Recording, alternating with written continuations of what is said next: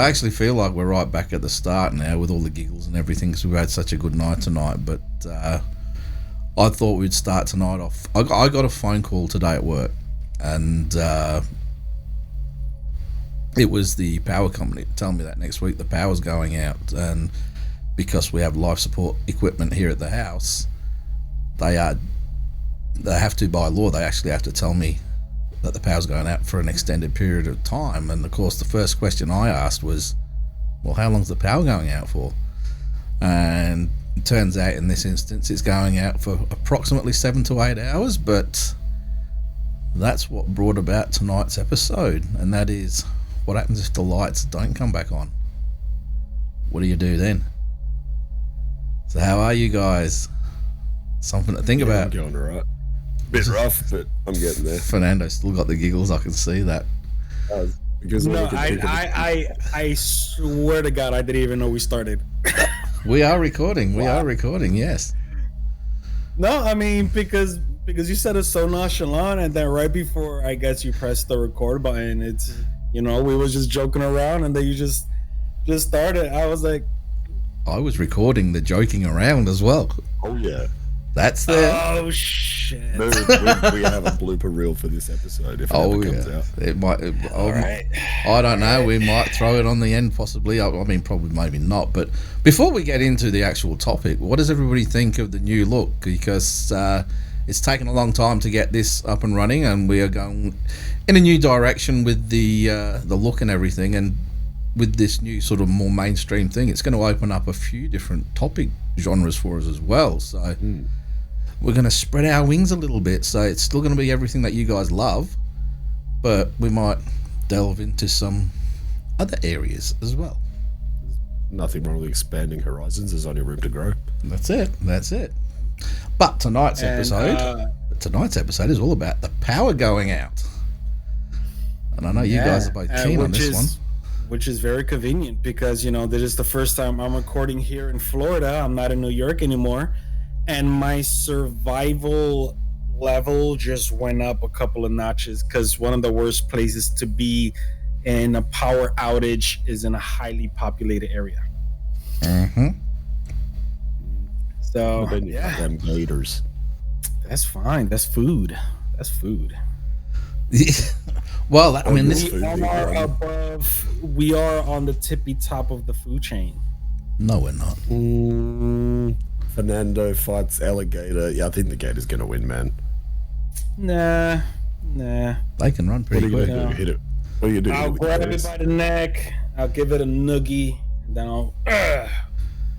He's been watching The Crocodile Hunter. This is what happens when people move to Florida. They think they're going to the Everglades, so they brush up on their fighting alligator skills. It's not like what it is in the books. There's still a lot for me to learn. Mm-hmm. Fernando's booked in for 5 sessions next week. Fighting alligators 101. Who knows? I don't know. I think on the extremes, power outage going out, not coming back on, that could be a positive for some and a negative for a lot. Yeah. And I mean, we did an episode a couple of weeks ago, and we talked about feral people and stuff like that. Now, power outage is not going to affect them in the least. It's the mainstream, which is 99% of the population around the world. And where I was coming from, I mean, there's a TV show that goes into this. I think there was 2 seasons of it. I know Fernando knows all about it, so we'll talk about that a bit later on. But obviously, everybody thinks sort of short term when if the power goes out and it doesn't come back on. I mean, the most I've gone through is 3 or 4 days when we've had a power outage, and by that time even the freezers are starting to, all your food starts to go off because it defrosts, and then if you can't use it straight away, you can't do it. I mean, we were able to eat because we had the barbecue, but again, at some point things get a little bit more difficult, especially when water treatment and stuff starts to go downhill. So that's when it starts to go back to the basics of survival, which a lot of people don't know or understand. Yeah. You've got how to make fire, how to purify water, how to salt and preserve meats. That's a lot that people should be taught growing up, but don't have the opportunity to do so. No, I actually think they should start doing some courses on this kind of thing as well at the moment, because with the stuff going on with China and everything happening around the world, it's a very real possibility that power grids would be a target of any kind of first strike scenario, and people need to know how to live.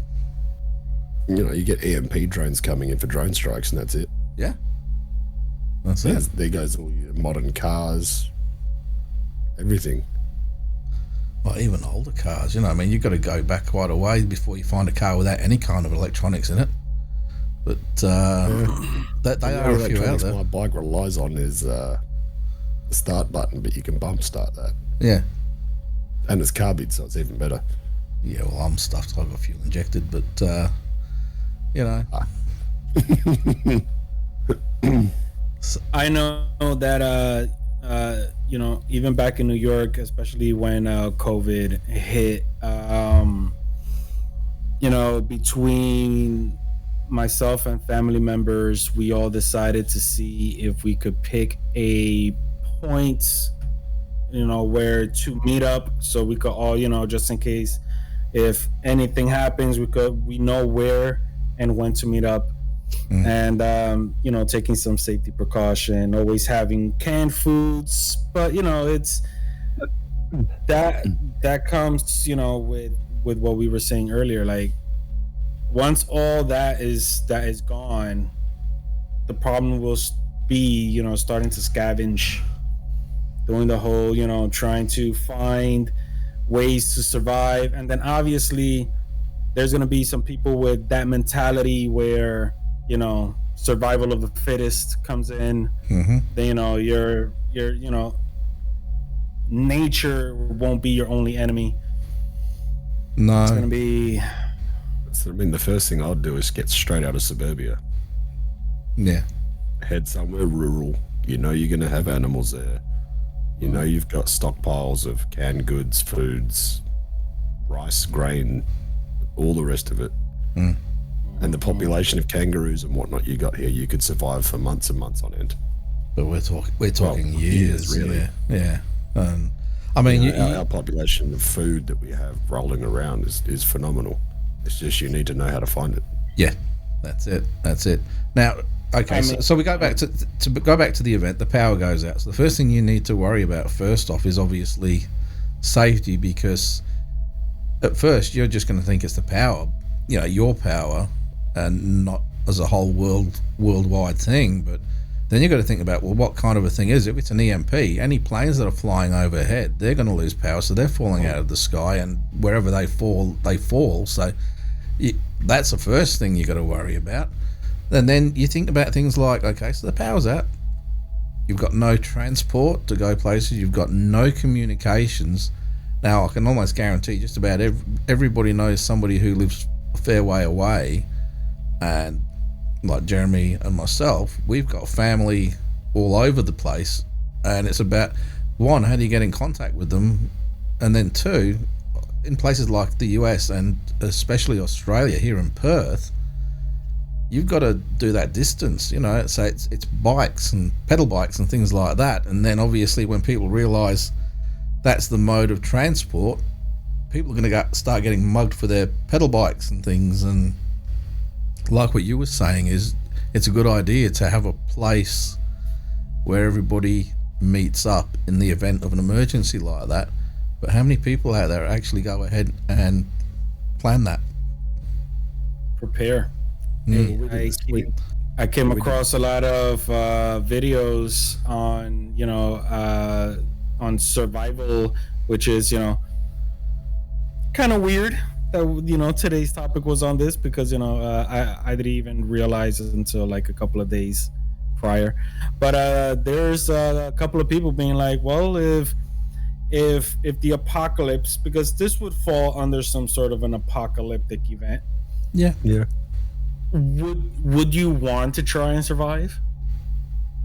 Initially, yeah, because at the start, you don't know if the power's going to come back on in a week or 2 weeks.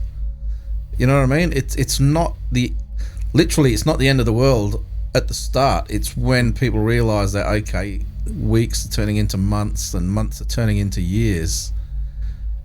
And at that point, you've got to learn how to farm again. You've got to learn how to hunt again. All of those kind of things. I mean, in all honesty, the Amish people are going to absolutely flourish if something like this would happen, because they're already prepped for it. Springer. Yeah, they can. It really isn't the end of the world. No. You're just starting again. It is. They did it for centuries. They did it for centuries beforehand, and we've got prior knowledge of other things. Yeah. We've got the knowledge that they didn't have. They have a lot of knowledge that we don't have. Yeah. But I was in the same boat when COVID first hit. I had a circle of friends going, right, we can get X amount of this. We can get half a ton of rice if we needed it. We had everything planned out. If it all went down, we had a plan to last us out 6 to 8 months, if not a year. Well, there you go. You just said it right there. When COVID hit, what was the first thing everybody panicked about? It was bloody toilet paper, of all things. You don't need that, man. You can wash your hands. That was the most ridiculous thing in the supermarkets. Holy shit. Like, seriously. These people buying up all the toilet paper. Well, wouldn't you buy food first? Yeah. If you don't eat the food, you've got nothing to poop out the other end. Yeah. And that whole thing gives you an indication right from the start how prepared we actually are for something like this. How stupid people are. Yeah. Oh. How unbelievably, I don't even know which word I'm able to use without causing any trouble. But anal retentive butt monkeys. That covers it. But it was so ridiculous that people started joking on social media. Like, there were I can't tell you how many memes I've come across, and people are like walking around like drug addicts. Yo, I got this toilet paper over here, yo, for 50. Like, well, I don't see the point. What's the point of having toilet paper if you can't eat? Yeah, because you're gonna have nothing to poop out the other end, nothing to wipe up. There was so much other issues going on that toilet paper wasn't even on top of the list for me. Exactly. At least get alcohol first. Not for nothing, but there was even running water. Why, like, as that, if you have running water, honestly, toilet paper is just that. It just made me think of toilet paper as just a luxury kind of thing that we're all fortunate to have right now. Yeah, exactly. But if you have running water, even like if, let's say, the power grid goes out, you take a dump, just run to the clear next bush or tree, grab a bunch of leaves, and if you have running water like a river, just take a shower. Take a shower in a river. Take a bath. Yeah. Yeah. But this is where I'm going, right? So you think about that now. With no communication, the government can't do their job. The military are the head's cut off the military. There's nobody to give them orders, and they don't know what they've got to do. Law enforcement, to a point, assholes. Well, yeah, but they're going to be like everybody else, and they're going to be worried about their families, so that's going to go out. Now, this is why we're going to bring in this TV show that was out a few years ago, and it was called Revolution, and I know Fernando's seen it, and he likes it, and it's a bloody brilliant film. And it poses a lot of these questions. I mean, obviously, the good thing about that is the big conspiracy behind it all as well, which it's well worth looking up and trying to acquire a copy of the show. There's 2 seasons of it from memory. But nothing illegal. No, nothing illegal. No. Acquire it, yes. Nothing a VPN won't do. But again, these are all things that don't happen when the power goes out. But it's worth looking into because it revolves around a family, and what's happened is obviously you're there when the power goes out, then it sort of cuts to like 10 years later. And these neighborhoods have evolved into sort of minor communities where they all help each other out and things like that. But then you've got these, with the lack of law enforcement and any kind of government control, you end up with these local militias that sort of do their policing of it. And you know what, when nobody's over watching them, things can get out of control, and then families get split up, and that's where this show goes. So what do you guys think would be the biggest issue? Take out like food and water and stuff like that. When you're talking about other people, what would be the biggest issue you would think would be starting? The wrong ones having weapons. Yeah. Outbreaks of diseases. Yep. All possibilities, because nobody can produce antibiotics or anything like that. You know, what is going to happen to the human race? Well, I could honestly say, especially in cities, the first thing that's going to happen is chaos. Everybody, the stupid ones, are going to run into stores and try and rob televisions. Yeah, get a big screen TV. It'll be BLM all over again. The second ones are gonna wanna, if the power grid is out, that means technology is no longer working. I definitely see, especially in New York, I definitely see a bunch of people trying to rob cell phones, televisions, PS5s. And yet, right, there's got the Prada, and then you've got the real people. brands. Yeah, you've got the real people that are going to go, I've got a wind-up radio so I can hear. But who's going to be able to broadcast?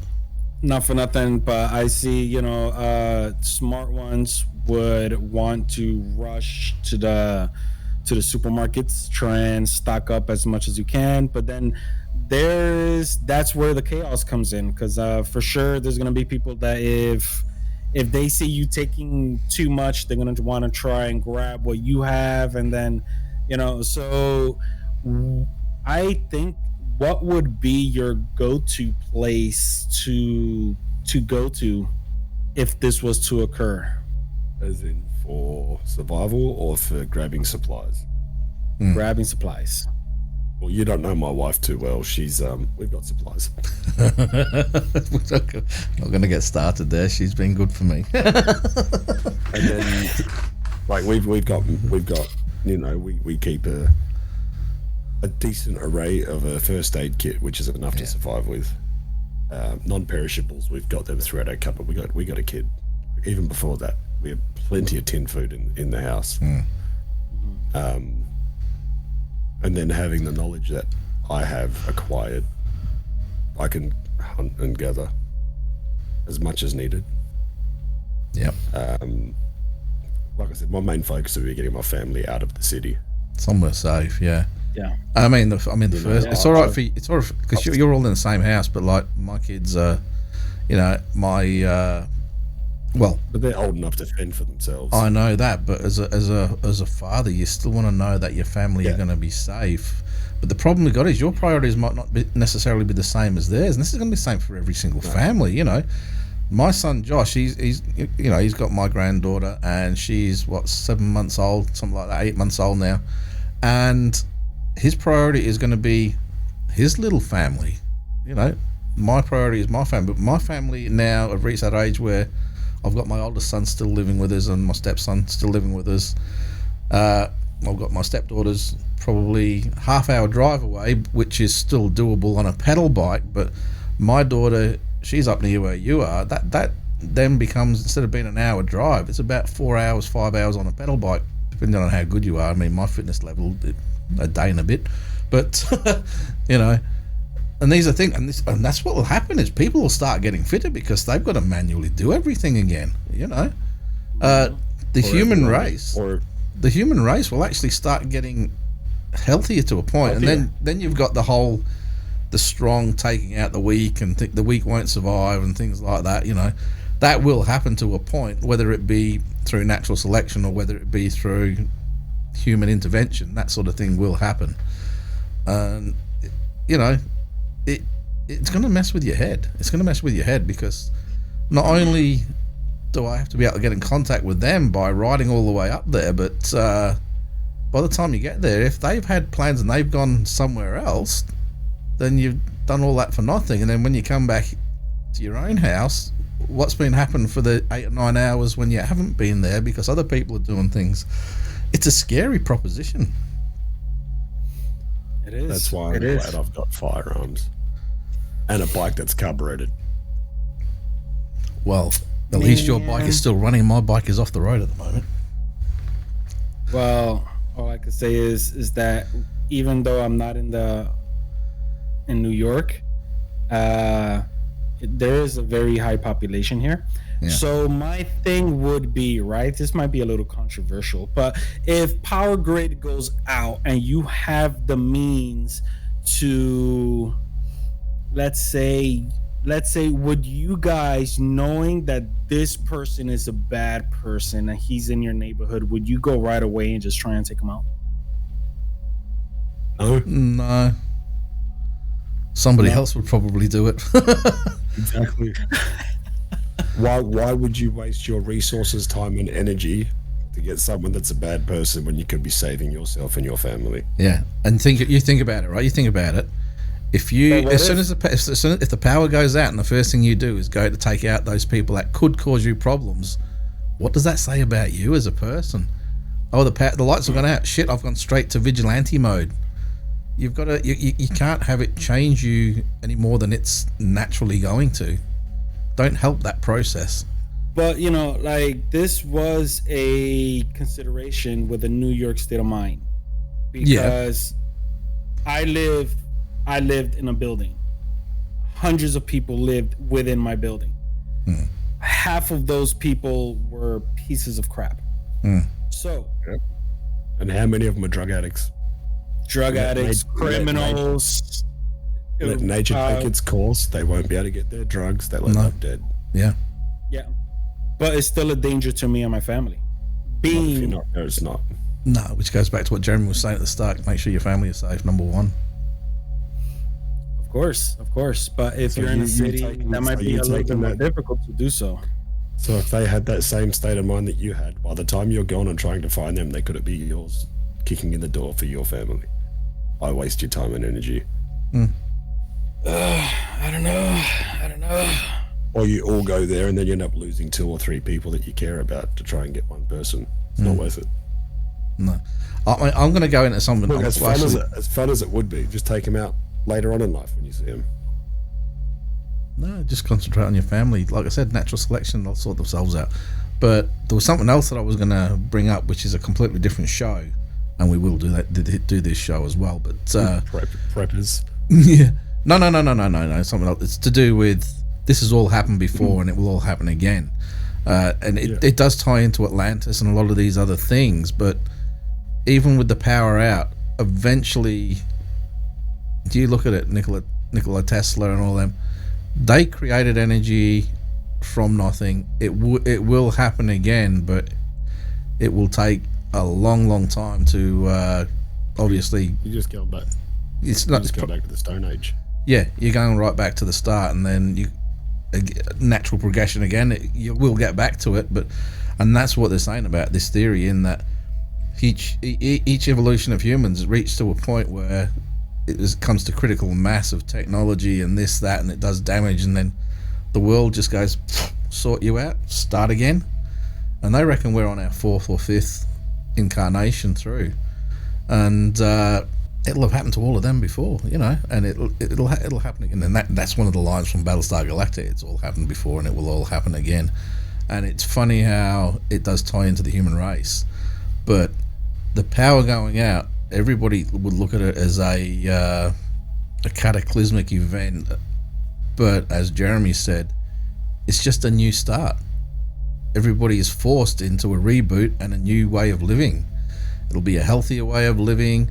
It'll be a more dangerous way of living, but it's certainly not going to be the end of everything, except for PlayStations and things like that. Back into your knowledge on how to do certain things, because I know I've come across a lot of videos where people could make certain things using scraps, what they have in, like MacGyvering certain things just to survive.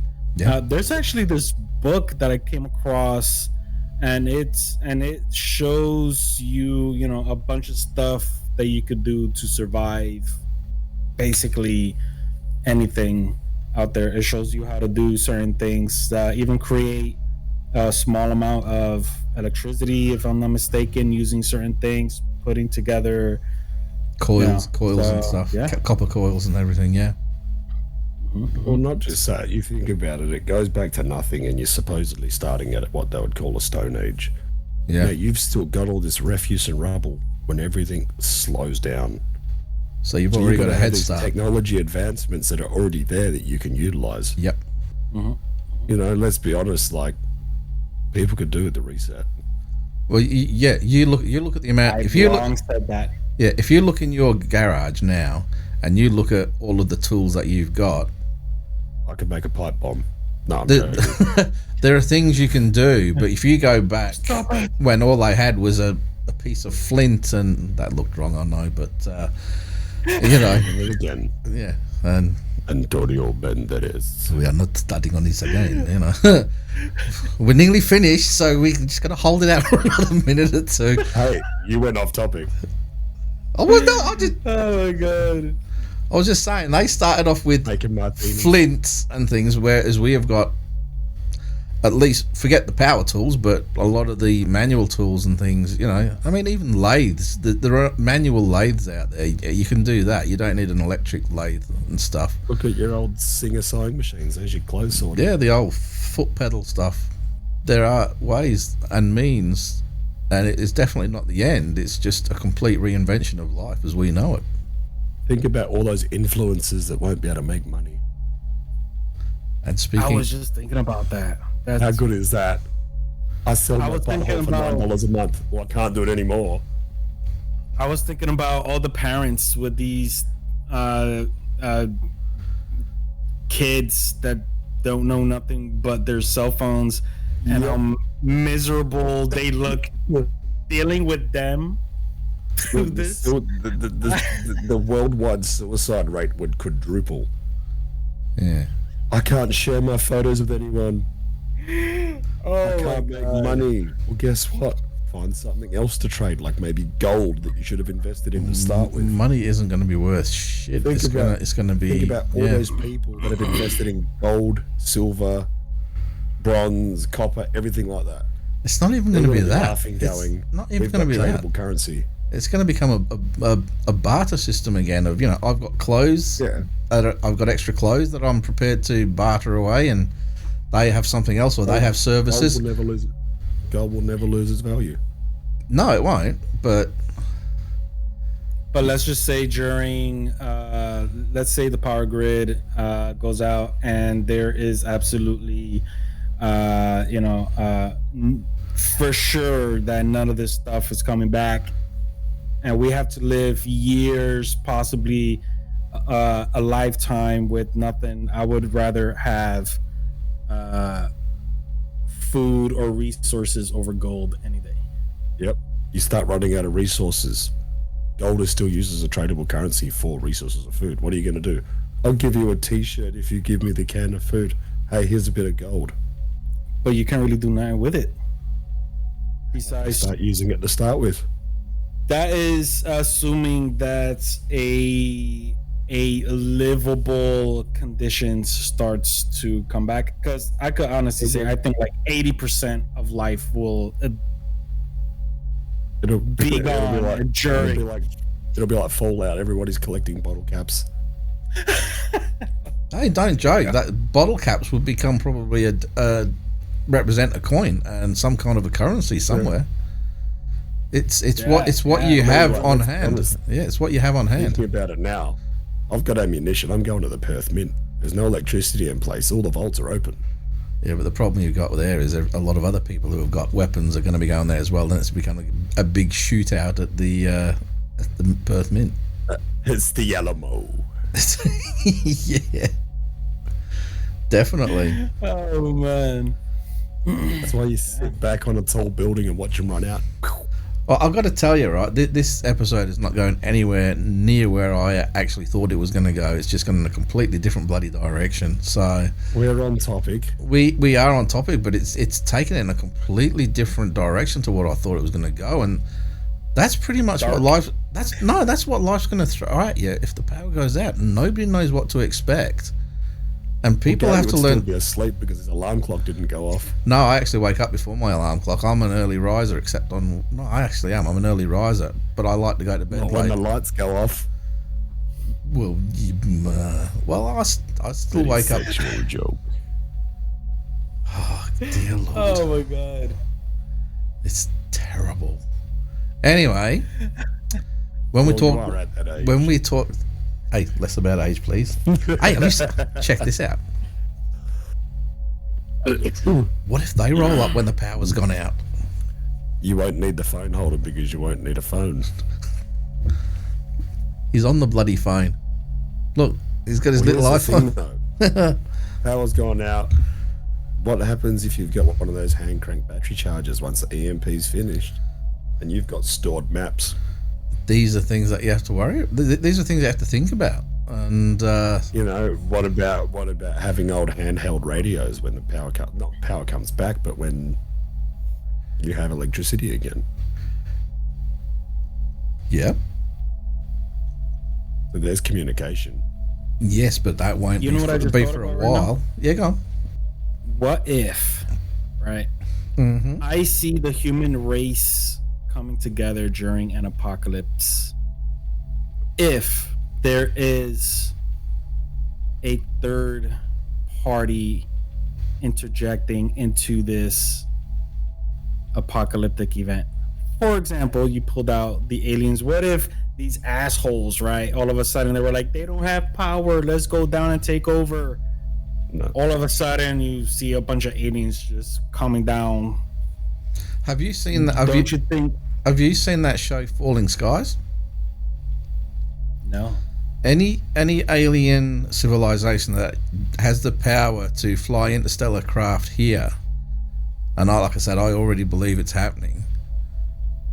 They don't have to worry about us having power. Nope. You look at a lot of those cases, and we are going off topic here to a point. You look at all those cases where UFOs have been buzzing nuclear silos across the United States and around the world, and these UFOs actually killed the power to these nuclear silos, and they had no control over the nukes while these things were doing it. They can do it at will. If they want to do it, they don't need to wait for the lights to go out. They can make the lights go out. And that's another thing. What events could actually make the lights go out? Natural, well, I mean, obviously a massive coronal mass ejection. Aliens, some sort of conspiracy. Vladimir Putin, they can all make the power go out. Yeah. And what you mentioned the television show Revolution, where it was a bunch of mini, what was it, like a mini nano stuff in the air? Yeah, they sent out nano viruses and things like that, which infected everything. And then when they flicked the switch, they all connected, and boom, the lights went out. Yeah. Well, I've long said that when the apocalypse occurs, is going to be man-made. Oh, you'd be highly unintelligent to think different. Yeah. And on that note, Unless, of course, we get hit by a meteor first. well, there's always that. But we are out of time. Or Yellowstone pops up. We're all right here for the most part, but you're fucked. Oh, I'm gonna have to beep that bit. That's $1 in the jar. Whoopsie. Yes. Oh no! Accomplished. Anyway, we are going to go now. So I want to let us know in the comments what you think of the new layout and everything, and the new look Shadow Files podcast. And let's hear in the comments how much Gary owes for the swear jar. no, please don't. I can't afford that. I can't let anybody else control my life anymore. I'm screwed. I'm screwed. You're going to have a world of no government, and then you're going to try and form your own government to govern the people. Well, that's what's going to happen. There's going to be a lot of people that are going to do things like that. They're going to form their... And this is what I was saying before about militias and stuff, because as a militia, you can control your area. And they can't bite off too much more than what they can chew, you know what I mean? Otherwise... But again, same thing. It's going to end up with fighting for territory and for more people and bigger stakes, and it's just ridiculous. It is just ridiculous. Well, yeah. Anyway, on that, I think we are going to go. So On the next Yeah. episode, we got to do the top 10 reasons the apocalypse occurs. I'm just saying. That's not a bad one. yeah, all right, we'll do that. All right, take it easy, guys. See you later.